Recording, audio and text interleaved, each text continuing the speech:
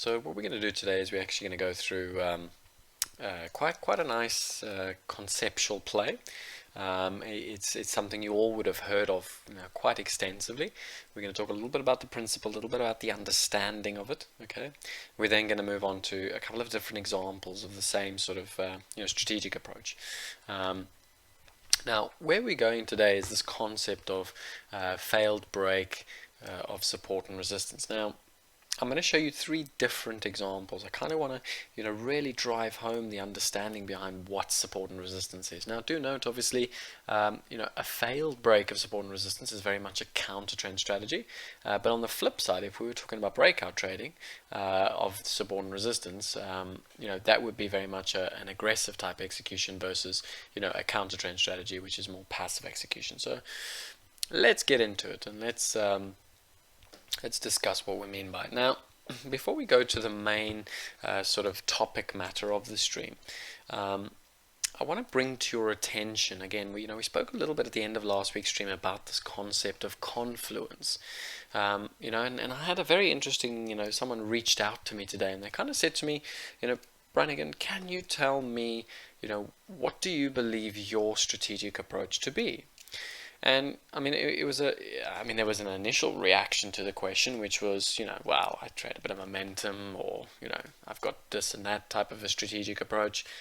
But ultimately, what sort of came from it is that as day traders, we constantly have to be evolving. Okay, now, yes, we're probably more inclined to be maybe position/level traders, or maybe momentum breakout traders, or maybe fundamental news flow traders. But ultimately, as day traders, we've always got to be evolving our understanding, always got to be constantly looking for a new way of sort of reinventing ourselves. Now, the reason I bring this up is because what I'm going to go through with you today is just this concept of confluence again, and really drive home, why, sort of evolving as a trader is so important. So what you're looking at here is a calendar. Okay, this is the calendar for Wednesday, the 10th of June, and it's quite possibly the single most important day this week. Okay, it's probably, we're likely to see very little real volumes come into the market over the course of the next, 2 or 3 sessions. Until we get Wednesday out of the way. Now, for those of you who don't know, what happens on Wednesdays, we've got the FOMC rate decision. Okay. Now, instinctively, you're probably going to read about, you're probably going to assume that some people are going to think, well, it's a little bit of a non-event. Why? Because, well, the Fed's at 0 interest rates. It's not like they can cut rates further. It's not like they can do any more QE. Okay, but in actual fact, this is an extremely important FOMC meeting, probably the most important FOMC meeting. Okay, because what the market wants right now is some form of a guidance understanding to what's going to be happening going forward in terms of policy. Okay, so what do I mean by that? Let's go to the next slide and I can show you. Now, the expectations going into Wednesday, okay, is the Fed's not going to do any more QE. They're not going to cut any more interest rates, but they are going to finally give us guidance on 2 things. Okay, one is their forward guidance, in other words, what they expect rates to do over the next couple of months. Now, the reason this is extremely important, okay, is if you go back to 2012, the Fed gave us a type of guidance where they attached economic indicators. In other words, they said to us, we will only begin hiking rates once unemployment rate got to X, Y, and Z. Okay, needless to say, eventually when, they did give us the target-based forward guidance, they didn't start hiking rates, which was, I think that was back in 2015, where everyone was saying, well, we've hit all the targets the Fed said, they needed to hit before they hiked, and ultimately they didn't hike. So the first type of guidance we can get is a target-based guidance, and the second type of guidance is a calendar-type guidance. Okay, in other words, the Fed explicitly states we're not going to hike rates until a certain year. Now, why is this important? I know a lot of you are scratching your head going, well, why is he waffling on about this? It's very simple. Okay, if you were listening to the ECB last Thursday, the ECB came out and they said something very, very specific, which not many people picked up on. Okay, they explicitly stated that they will not be hitting their inflation target until 2022/23. Okay, in other words, what that means is that interest rates in Europe are unlikely to go up until at least 2022/23. Okay, now that should really kind of prompt a little bit of a like an exclamation mark, in other words. Okay, in other words, we're going to be at zero bound rates, low interest rates until that point in time. Okay, now if you were born into the 2010-11 crisis, okay, this will mean something. It'll be meaningful to you, okay, because if you go look at volatility and you look at returns in a low yield environment, right, you're going to start to see that the markets become they lack a lot of volatility. Okay, so now the reason I mentioned the whole ECB thing is because we're going to get some form of guidance from the Fed. Okay, and herein lies the opportunity.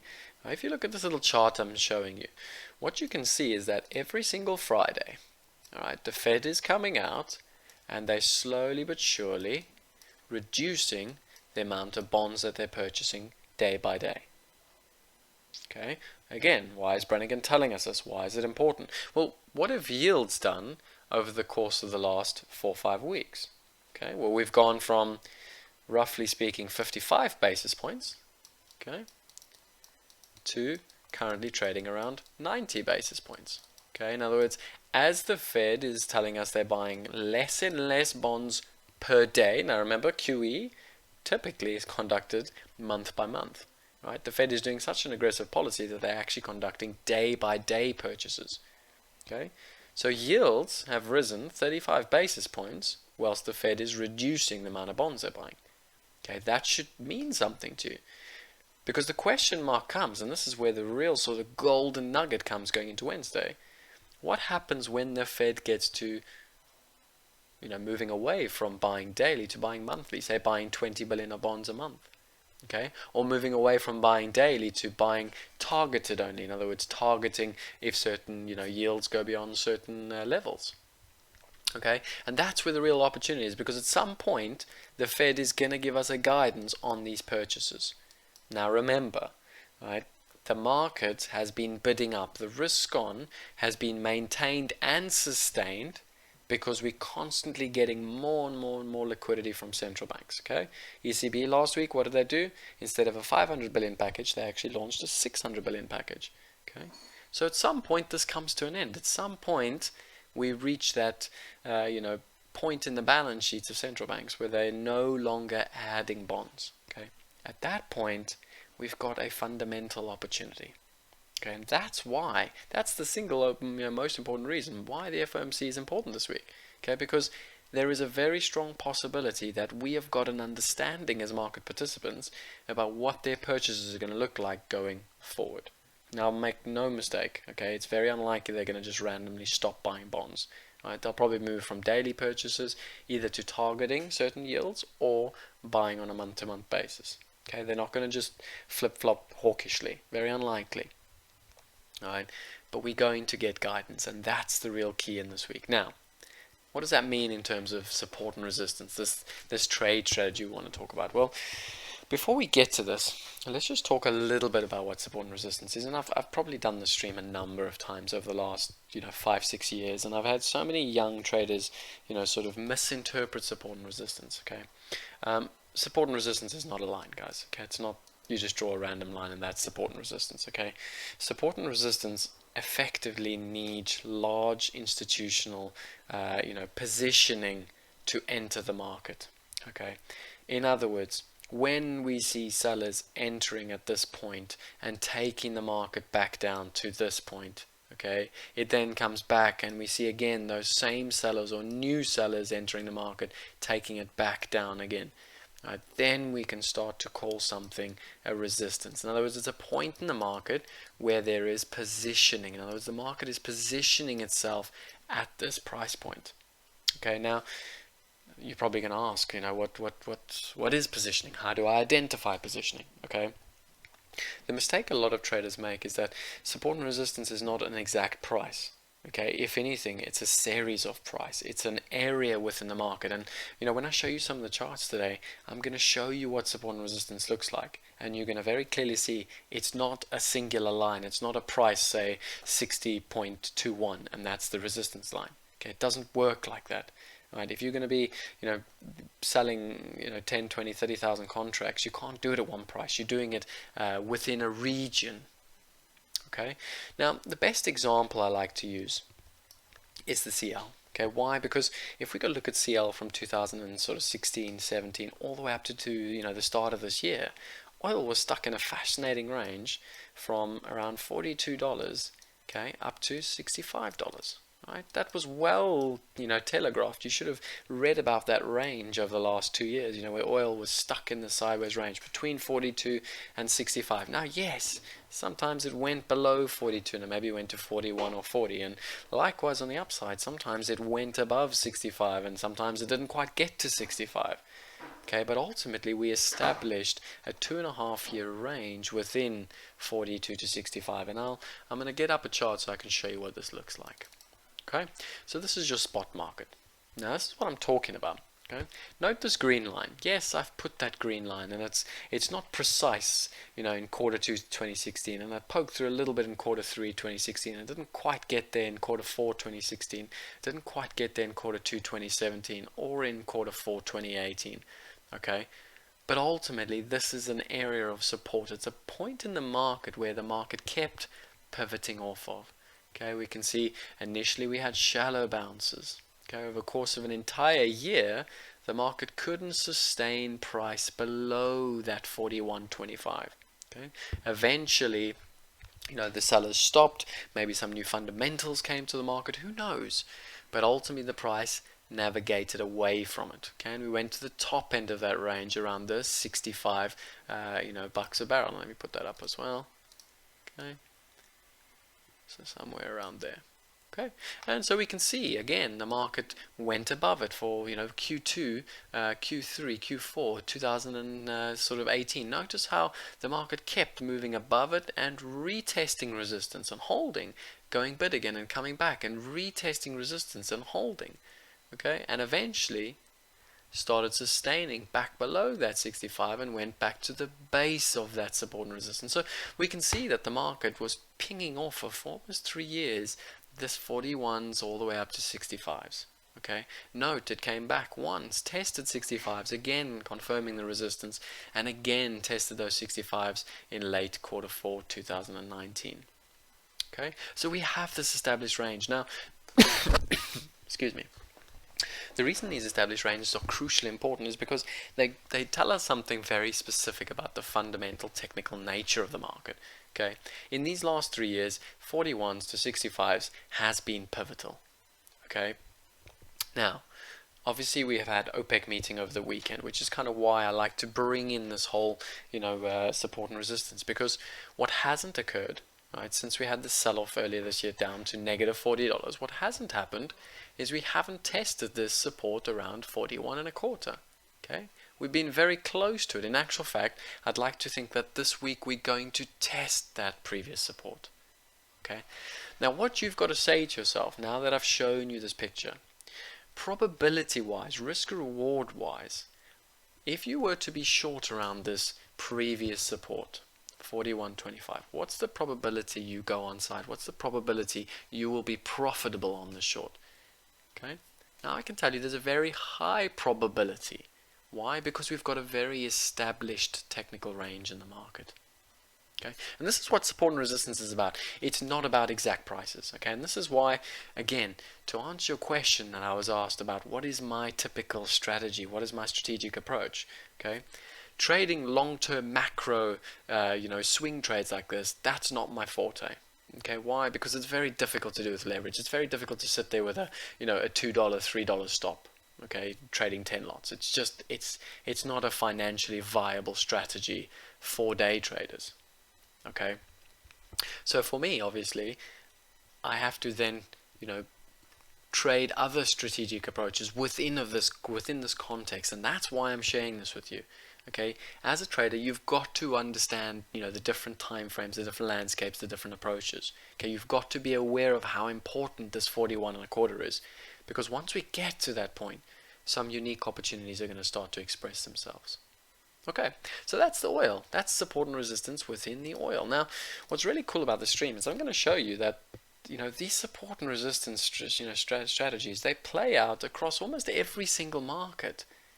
Okay, and I'm going to show it to you now in the gold, and I'm going to show it to you in the pound. I'm going to show you how these opportunities exist not just on daily time frames, okay, but they exist on 2-hour time frames, and across maybe 2-3 months.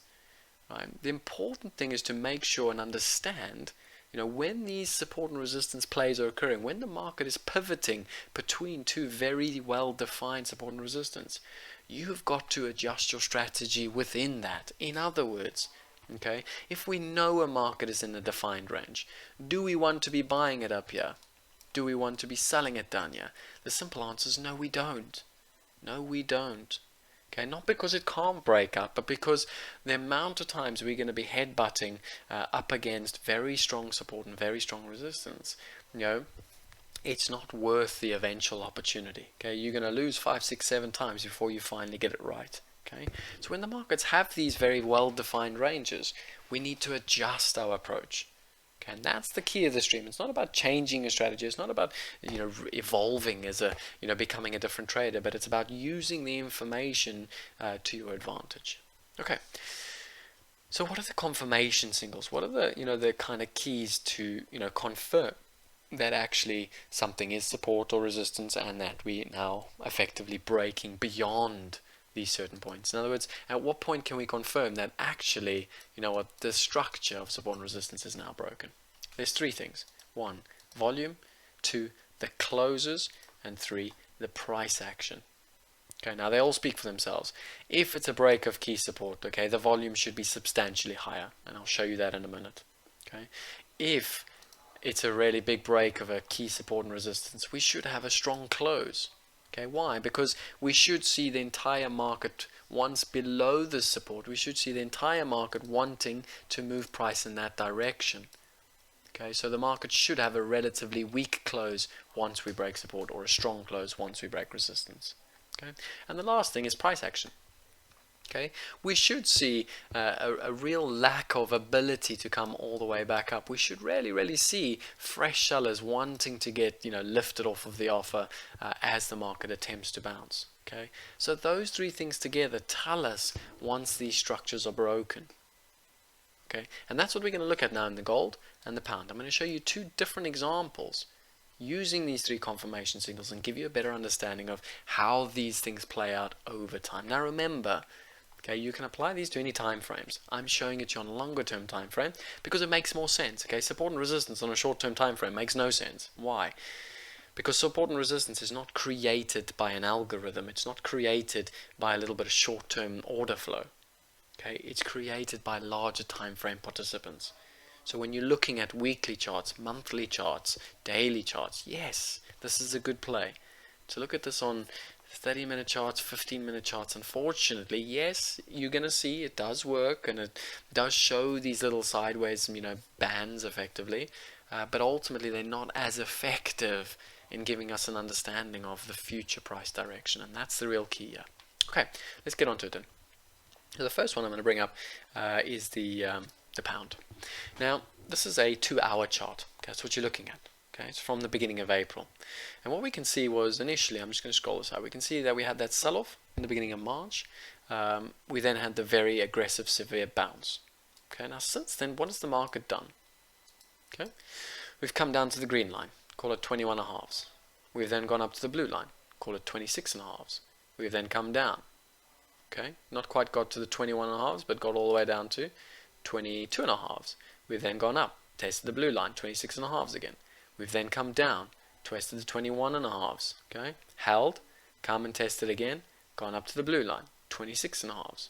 Now at this point, as I'm talking through this, you should very quickly establish that there's very important support at 21.5 and there's very important resistance at 26.5. Okay, there's a 500 pip range here. There's a 5-point range that the market has found itself in.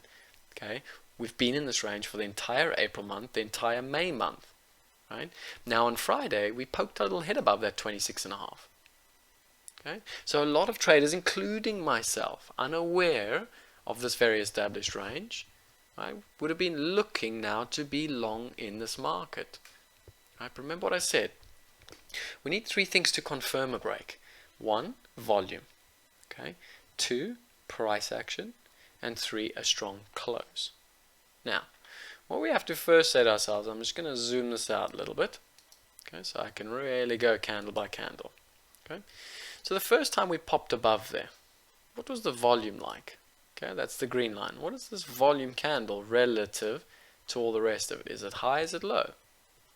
Okay, well, if we look at the peaks, yeah, we can say, well, yes, the volume is increased, but it's nothing spectacular. It's not confirming to me that the whole market is suddenly getting long. Okay. Equally, what did the market do that day? Where did it close? What was the price action like through that level? Well, we can see the market came all the way back down. It dropped an entire point, nearly 100 pips. It dropped all the way back down. Okay. It then had a second attempt at it, and what happened? It got sold all the way back down. Okay. What are the volumes like? Well, if we compare these volumes, if we compare this day called the 5th of June, we'll see that the volumes are just above average. They're not low, but they're not high. They're not signaling a real strong move in the market. They're not signaling a real big shift in the change as we broke through what is resistance. Okay, and that's the warning sign. That's the warning signal that, you know what, yes, we've broken 26.5, and yes, this was identified as an important resistance. Okay, but are the confirmation signals there? Is there a strong close? Is the price action there? Is the volume high? If you don't have at least 2 of those 3, that should be sending a warning signal. Okay, now what I'm not saying is when the warning signals are there that you just suddenly blindly sell it. No. What I'm saying is if you long the market for the break, that's fine. But be aware of those warning signals. More importantly, okay, once we close back below that 26.5, that's the time for you to engage in those shorts and be very aggressive. Why? Because where's the path of least resistance? Okay, it's all the way back down to 21.5. So we've got a real good 5-point reward here. And all we have to do is get the timing right on that short. Okay, so hopefully that makes a lot of sense. Now, let's flip this around. Let's go to another little market. Okay, and let's look at the gold market. Now, again, I'm going to quickly just put another little line here for you.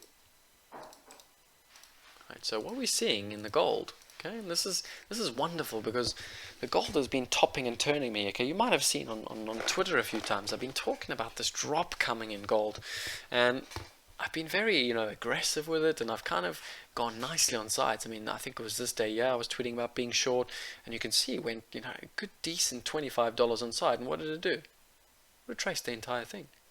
Okay, again on Friday, I was posting about those shorts, posting about, there's a really big drop coming down to that $1,600 move. Why? Because yields are rising. Obviously the dollar is, showing us a real risk-on type environment, which plays well into shorts and gold. And yes, we got the move from 1720 down all the way to 1670, a good $50 drop. But what's it done since? It's retraced $30. Okay, so ask yourself this: if I zoom this out, okay, and I show you this, what have we got here? We've got a very well established range from 1685s all the way to 1800s. Okay, it's an established range, and what's happening at the moment is you're getting a lot of people selling. We're selling through these what look like areas of support, but all the market's done, in fact, is it's just sitting inside a very big range between 1685 up to 1800. Now let's look at the warning flags. Remember what we said. 1, high volume. Did we get that? Yes. Great example of it. Look how high that volume is. 100,000 contracts in 2 hours. Sorry, this is a 2-hour chart again. 100,000 contracts, 2 hours. So one of the 3 confirmation signals is there. Did we get the close below that area? No. Okay, the market actually had quite a strong bounce, quite a strong close on the day. Okay, was the price action there? Do we see any sellers as this market's pulling back? No. The market's just simply bidding up in a straight line. No second-hand sellers. Okay, 2 red warning flags in the gold market. Right. So what I'm saying to you is, yes, of course we want to be short for that break. Of course we want to look for continuation. It's the right trade. But at some point we have to recognize what this market's doing, which is it's sitting inside a very, very strong support at 1685, resistance up around the 1800 mark. Okay, and until the market can break and give us 3 positive confirmation signals, either below 1685 or above 1800, right, we've got to trade accordingly. Right, if this gold starts to establish support above or starts to hold above 1700, don't be surprised if we see a very vicious move up to 1750 this week. Not because Brannigan says so, okay, but because of the price action in the market. All right, guys, let's just leave it at that for today. If there are any questions, obviously just pop me an email. Yeah, so there's those confirmation signals. Make a note of them. Have a look at these support and resistance structures on a longer time frame. All right, guys. There's the email address as usual. Any questions, do feel free to reach out. Otherwise, if I had an hour to solve a problem, I'd spend 55 minutes thinking about the problem and 5 minutes solving it. So my question for you this week is, how often are you looking at these bigger time frame structures? How often are you looking and saying, well, actually, yes, gold is in a sideways range, pound is in a sideways range, oil is in a sideways range. Okay, when you start to look at markets like it's going to shape your understanding, it's going to shape your thinking, it's going to shape your risk approach. All right, guys, thanks for joining, and I'll catch up with you again.